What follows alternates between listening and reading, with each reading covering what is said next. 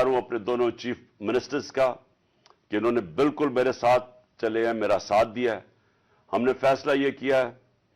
कि हम अगले जुमे को, आज है हफ्ता, अगले जुमे को हम दोनों पख्तूनख्वा की असेंबली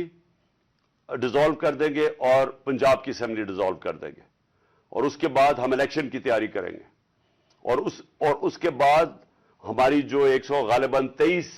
सीटें हैं इस वक्त नेशनल असेंबली में, हम वहां जाके नेशनल असेंबली में जाके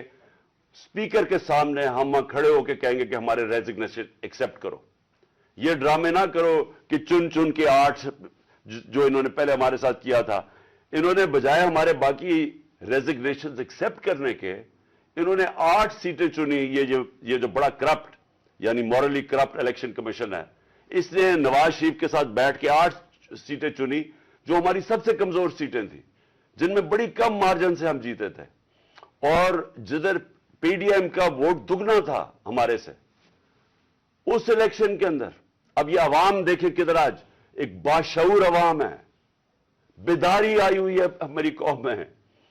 पता होते हुए कि मैंने असेंबली में नहीं, मैं 8 सीटों पे लड़ा,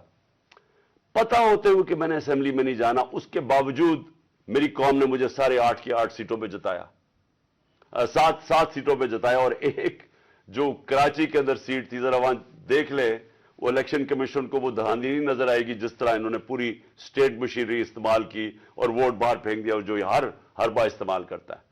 तो हमने ये फैसला कर लिया है